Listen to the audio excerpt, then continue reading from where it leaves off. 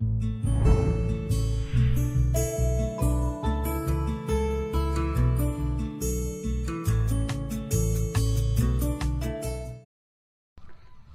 अड्डा में आप लोगों का तहे दिल से स्वागत है।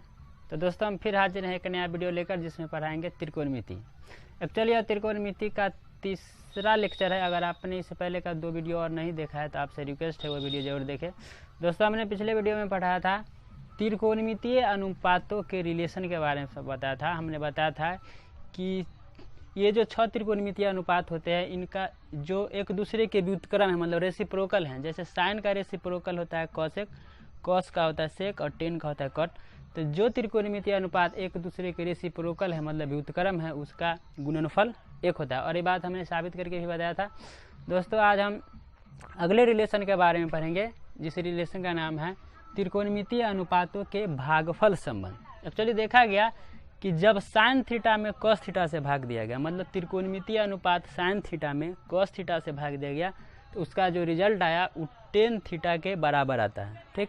और जब कॉस थीटा में साइन थीटा से भाग दिया जाता है तो उसका रिजल्ट कॉट थीटा के बराबर होता है। देखिए, इधर बताया गया है, जैसे साइन थीटा में जब कॉस थीटा से भाग दिया गया तो साइन थीटा बराबर होता है लंब बटा कर्ण, सिंबल के रूप में लिखा गया है P बटा H, और कॉस थीटा बराबर होता है B बटा H। तो ये हो गया P बटा H, और ये भाग है, और जब भाग को हम लोग गुना में बदलते हैं तो ये आधार, हर आधार मतलब अंश हर और हर अंश में बदल जाता है। इस तरह से B बटा H था, ये हो गया H बटा B। इस तरह से H से H कट गया और P बटा B बच गया, मतलब P बटा B मतलब लंब बटा आधार। हम जानते हैं कि टेन थीटा बराबर होता है लंब बटा आधार। इस तरह से जब साइन थीटा में कॉस थीटा से भाग दिए तो उसका रिजल्ट जो है वह टेन थीटा के बराबर आ गया। मतलब यह साबित हो गया कि टेन थीटा बराबर होता है साइन थीटा बटा कॉस थीटा, मतलब साइन थीटा और कॉस थीटा का जो भागफल होता है वो टेन थीटे के बराबर होता है। इसी तरह जब कॉस थीटा में साइन थीटा से भाग दिया गया तो कॉस थीटा बराबर होता है B बटा H, साइन थीटा बराबर होता है P बटा H।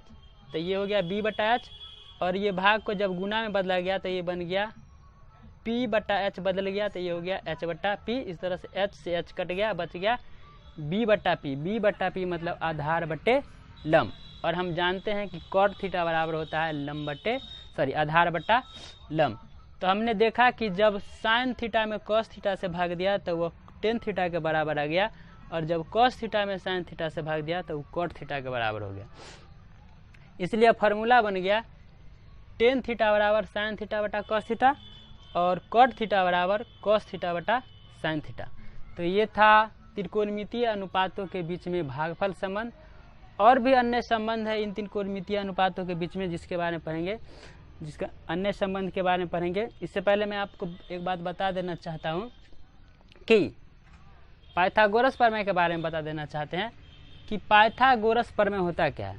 तो पाइथागोरस प्रमेय एक समकोण त्रिभुज पर लागू होता है। समकोण त्रिभुज का एक नियम है जिसका नाम है पाइथागोरस प्रमेय। यह नियम यह है कि किसी समकोण त्रिभुज में जो बड़ी भुजा होती है कर्ण, उसका स्क्वायर अन्य 2 भुजाओं के स्क्वायर के योग के बराबर होता है।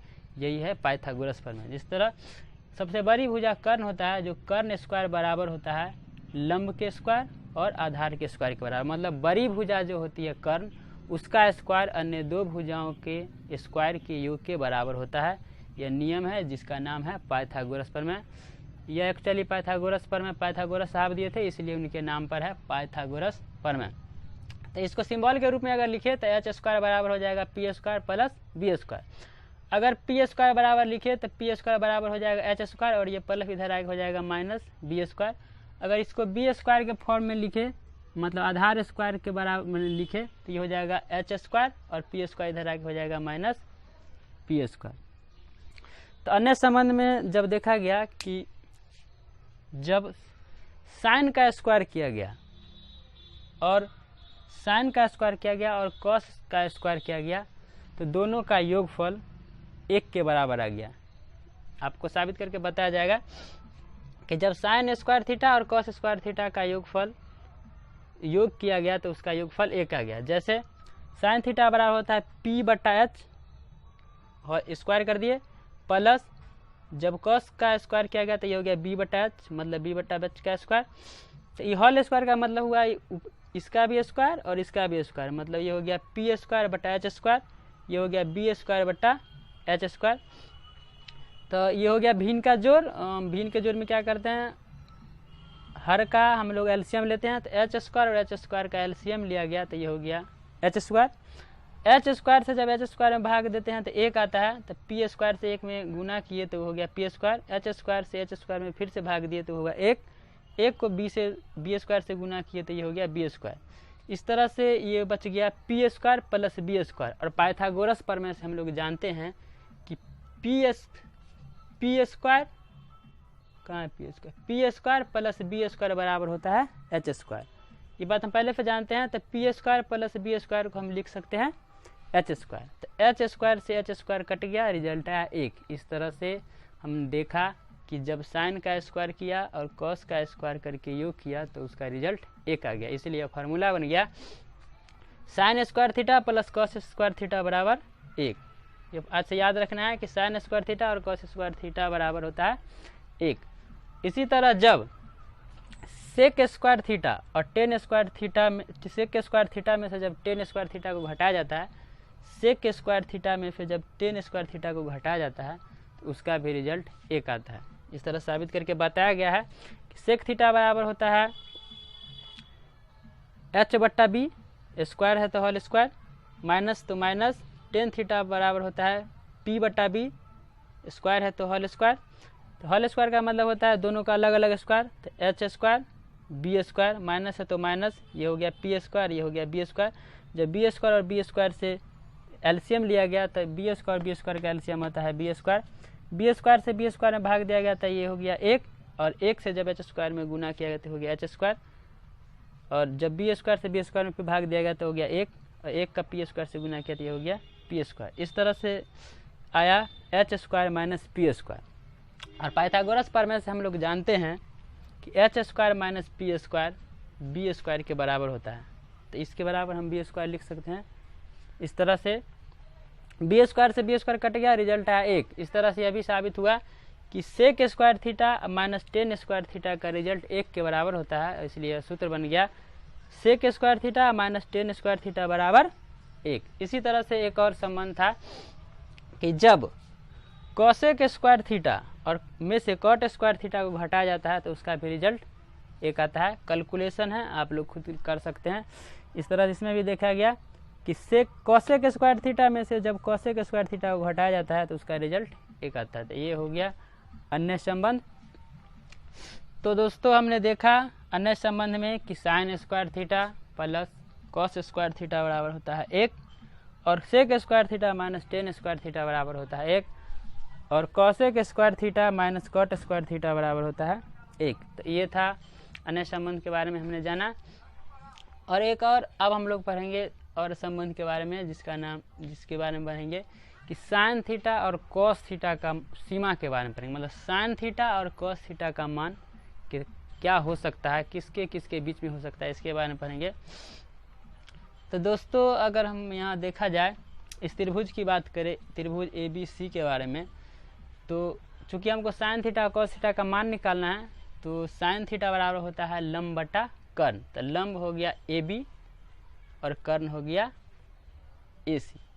और हम जानते हैं कि जब किसी छोटी संख्या में बड़ी संख्या से भाग दिया जाता है तो उसका रिजल्ट हमेशा एक से छोटा आता है। मतलब कोई भी छोटी संख्या जैसे 3 में 4 से भाग देंगे तो इसका जो रिजल्ट होगा वो हमेशा एक से छोटा होगा। और जब बड़ी संख्या में छोटी संख्या से भाग दिया जाता है, बड़ी संख्या में जब छोटी संख्या से भाग देते हैं तो उसका रिजल्ट हमेशा एक से अधिक आता है। चूँकि हम जानते हैं कि किसी भी समकोण त्रिभुज में कर्ण जो होता है वो सबसे बड़ी भुजा होता है, मतलब अन्य दो भुजाओं से बड़ा होता है।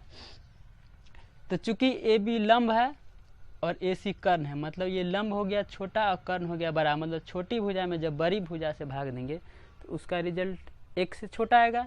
इससे यह साबित हो गया कि AB बट्टा AC, मतलब AB बट्टा AC जो है वो एक से छोटा हो गया। इस तरह से हम कह सकते हैं कि साइन थीटा का मान हमेशा एक से छोटा होता है। अब cos थीटा की बात करें तो cos थीटा बराबर होता है आधार बटा कर्ण। आधार मतलब BC और कर्ण मतलब AC। तो यहाँ भी आधार छोटा है और कर्ण बड़ा है, इसका मतलब ये होगा कि छोटी संख्या में बड़ी संख्या से भाग दे, मतलब छोटा संख्या में जब बड़ा संख्या से भाग देते हैं तो उसका रिजल्ट 1 से छोटा होता है। मतलब BC जो है AC से, BC जो है AC से छोटा है, जिसके कारण BC बटा AC भी 1 से छोटा होगा। अतः इस तरह हम जान गए कि cos थीटा का मान भी 1 से छोटा होता है। इस तरह से हम कह सकते हैं कि sin थीटा और cos थीटा का मान हमेशा 1 से छोटा होता है। तो बस यही पढ़ना था इस रिलेशन में, त्रिकोणमितीय अनुपातों के रिलेशन में बस यही है। अगले वीडियो में हम एक्सरसाइज पढ़ेंगे अगला एक्सरसाइज पढ़ेंगे 13.1।